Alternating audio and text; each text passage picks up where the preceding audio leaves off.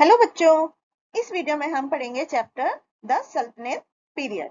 तो बच्चों 1206 से 1526 के बीच का जो समय है वो दिल्ली सल्तनत के युग के नाम से फेमस है भारत के इतिहास में। इस पीरियड में सुल्तान ने एक भारतीय सब कॉन्टिनेंट के एक बड़े से एरिया में कब्जा किया था and ruled over there from Delhi, जो कि उसकी राजधानी थी।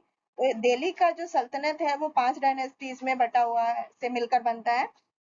The slave dynasty, Khalji dynasty, Tughlaq dynasty, Sayyid dynasty और लोधी डायनेस्टी। तो सबसे पहले द स्लेव डायनेस्टी के बारे में पढ़ते हैं, जो कि 1206 से 1290 ईस्वी के बीच में रहा। तो इस डायनेस्टी के जो शासक थे उन्हें स्लेव्स बोलते थे, क्योंकि इल्तुतमिश और बलबन जो थे वो कुतुबुद्दीन ऐबक के स्लेव थे, जो कि अपने आप को मोहम्मद गोरी का स्लेव मानते थे। कुतुबुद्दीन ऐबक, जो कि 1206 से 1210 तक उसने शासन किया, पहला इस कुतुबुद्दीन ऐबक था इस डायनेस्टी का पहला शासक। मोहम्मद गोरी ने had left him in charge of territories he had conquered in India. उसके बाद जैसे कि वो फेमस हो गया था लाख बख्श और गिवर ऑफ लाख के नाम से, he ruled for a brief period of only 4 years, during which इस समय में उसने उसका जो पूरा अध्ययन था वो devoted towards strengthening his position and kingdom. उसके बाद शामुद्दीन इल्तुतमिश, जो कि 1211 से 1236 तक जिसने राज किया। तो कुतुबुद्दीन जो था वह succeeded by Iltutmish. He was son in law of Qutubuddin और उसको रियल फाउंडर ऑफ सल्तनत बोला जाता था, जबकि वो एक स्लेव था and hereditary claim over the throne.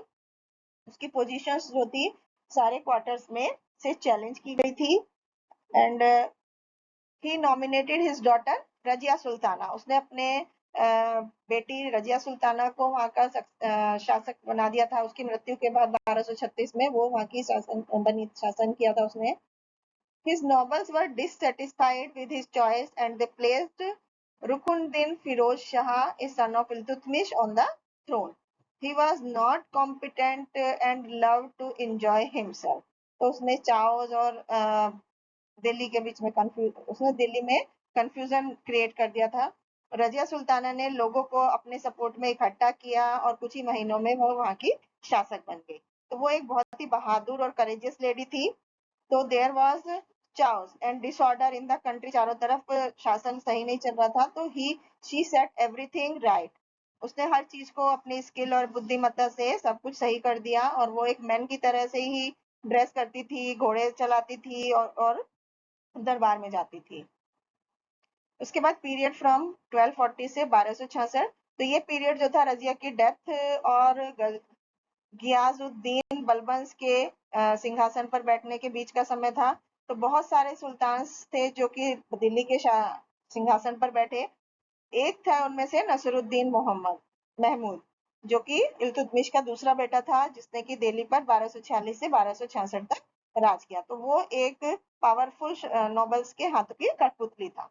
उसके बाद गयासुद्दीन बलबन 1266 से 1286 तक उसने राज किया। वो स्लेव डायनेस्टी का सबसे पावरफुल शासक था और वो एक इम्पोर्टेंट नोबल था जो कि इल्तुतमिश के रीजन से था and was the real power behind Nasiruddin Mohammad.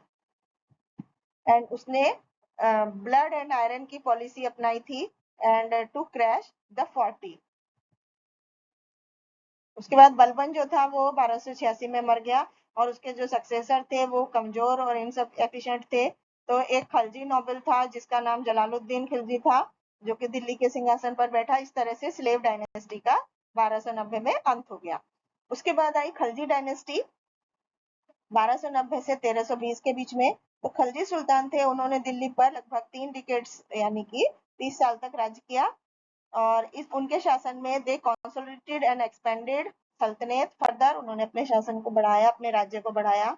उसमें आए जलालुद्दीन खलजी, जो कि 1290 से 1296 तक जिन्होंने राज्य किया। वो खलजी डायनेस्टी के खोजकर्ता थे और वो बहुत ही जनरस थे, ट्रस्टिंग थे और सिंपल थे अपने स्वभाव से। And he adopted a lenient policy.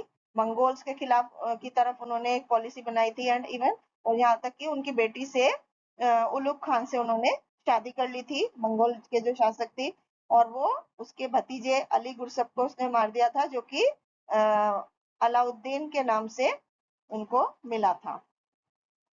Alauddin Khilji 1296 से 1316। तो मोस्ट पावरफुल शासक इस डायनेस्टी के थे अलाउद्दीन खिलजी। वो एक एम्बिशियस शासक थे और वो एक बहुत ही जनरल थे, उन्होंने एडमिनिस्ट्रेशन बहुत अच्छे से चलाया। उसके बाद Alauddin Khilji expeditions and conquest. 1299 में अलाउद्दीन खिलजी जो थे उन्होंने बहुत बड़ी सेना के गुजरात की तरफ उन्होंने राजा करण बेगला के खिलाफ लड़ाई लड़ी, and who was the ruler of Gujarat. उनकी जो फोर्स थी वो बघेला की, उन्होंने हरा दिया, and looted the famous Somnath temple, और उसके बाकी हिस्सों को उन्होंने लूट लिया। अलाउद्दीन खिलजी एक स्लेव मलिक कपूर लेकर आए for 1000 dinners. After Alauddin Khilji death, Alauddin Khilji की डेथ के बाद एक युद्ध छिड़ा, जो कि खुसरो मलिक जो था were the last ruler of Khilji dynasty. उसके बाद तुगलक डायनेस्टी आई। तो तुगलक डायनेस्टी में ने लगभग 100 साल तक राज किया, और उनके दो पावरफुल शासक थे, मोहम्मद बिन तुगलक और फिरोज शाह तुगलक। घियाजुद्दीन तुगलक ने 1320 से 1325 तक शासन किया। इस डायनेस्टी का सबसे पहले शासक थे Alauddin Khilji, घियाजुद्दीन Tughlaq, and he put down rebellions and strengthened the sultanate। और वो he died in A pandal collapse, एक पंडाल गिरने से उनकी मृत्यु हो गई थी जब वो एक पब्लिक रिसेप्शन अटेंड कर रहे थे। और he was succeeded by his son जोमा खान, जो कि मोहम्मद बिन तुगलक का शासक का टाइटल जिनसे मिला था।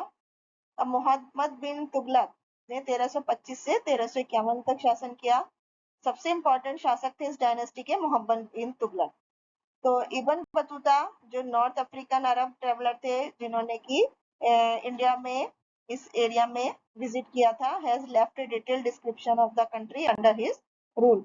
मोहम्मद बिन तुगलक एक बहुत बड़े विद्यार्थी थे, कवि थे और गुड ओरेटर थे।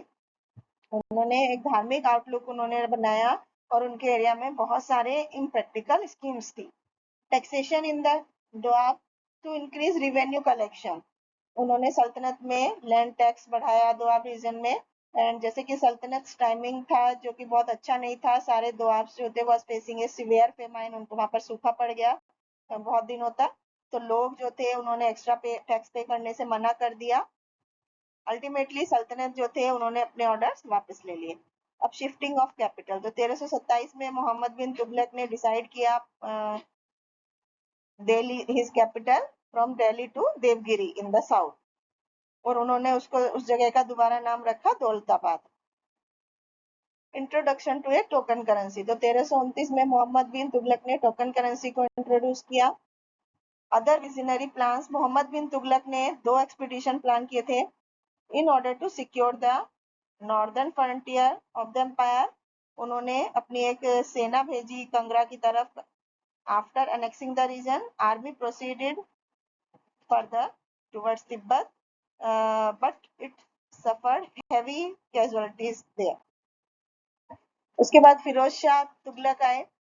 मोहम्मद बिन तुगलक की डेथ के बाद उनके जो चचेरे भाई थे फिरोज शाह तुगलक, वो पावर में आए, and he was a religious Muslim, जो कि इस्लामिक लॉज के अकॉर्डिंग शासन करते थे, और उन्होंने नॉबल्स को सपोर्ट जीतने की कोशिश की, उनको इक्स दे करके which were made hereditary to please उल्मस को खुश करने के लिए उन्होंने इस्लामिक वे में शासन करना शुरू कर दिया। फिरोज शाह तुगलक द रिफॉर्मर, तो ही वाज ए ग्रेट रिफॉर्मर, और वो इतने ज्यादा कंसर्न थे जनरल वेलफेयर ऑफ सब्जेक्ट्स।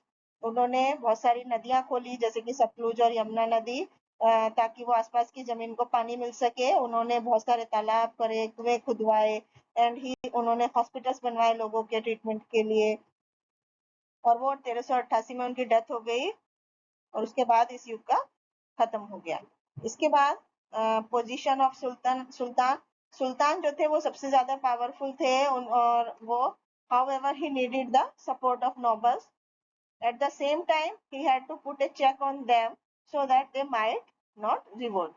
इसके बाद द कोर्ट, सुल्तान की जो दरबार थे वो बहुत ही सेरेमोनियल थे। सुल्तान जो थे वो सिंहासन पर बैठे थे, जो कि एक उठा हुआ प्लेटफॉर्म होता था, जिस पे कि राजकुमार, मिनिस्टर, मंत्री और सारे डिपार्टमेंट के बहुत सारे डिपार्टमेंट के हेड्स बैठते थे, फॉरेन एम्बेसडर और दूसरे ऑफिशियल्स थे जो कि उस जगह पर उन सब के लोगों की जगह फिक्स थी। उसके बाद नोबेलिटी, तो nobles were a very powerful group जो कि अफगानिस्तान के तुर्क से थे।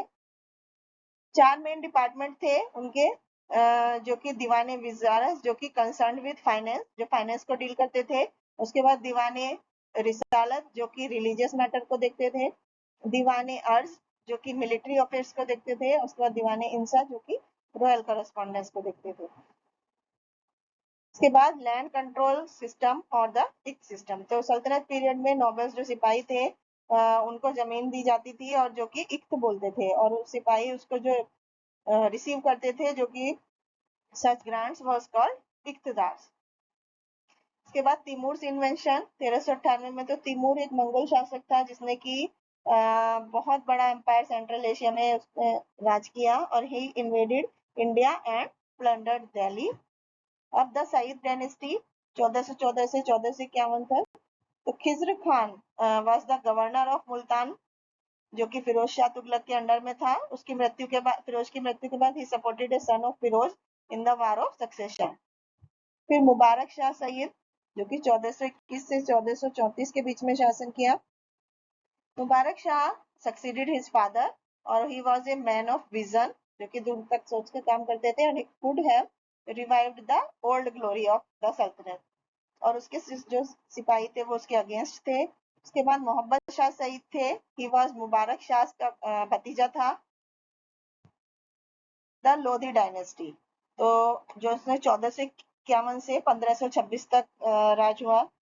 ऑल द रूलर ऑफ सल्तनत वर ऑफ टर्किश ओरिजिन, कि लोधी के थे अफगान के। बहलोल लोधी जो कि 1451 से 1489 तक थे, he was the first ruler of the Lodhi dynasty.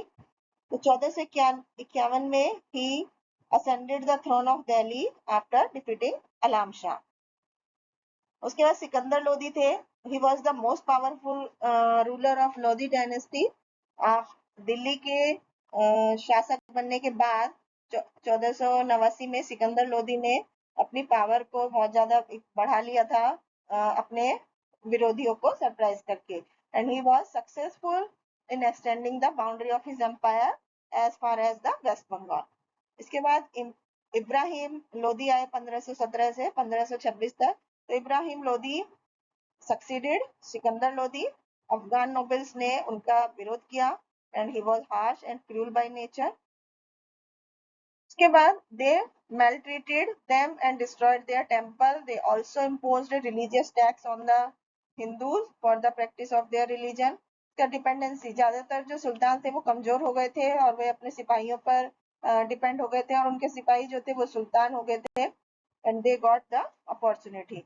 फिर लार्जेस्ट एम्पायर, तो वेस्टनेस जो था उस एम्पायर का वो बहुत मुश्किल हो गया था उसको कंट्रोल करना। फिर मंगोल इन्वेशन, तो मंगोल्स ने लगातार इन्वेड किया देश को, एंड दिल्ली सल्तनत को कमजोर बना दिया। Timur plundered the people of Delhi and its temple. Thank you.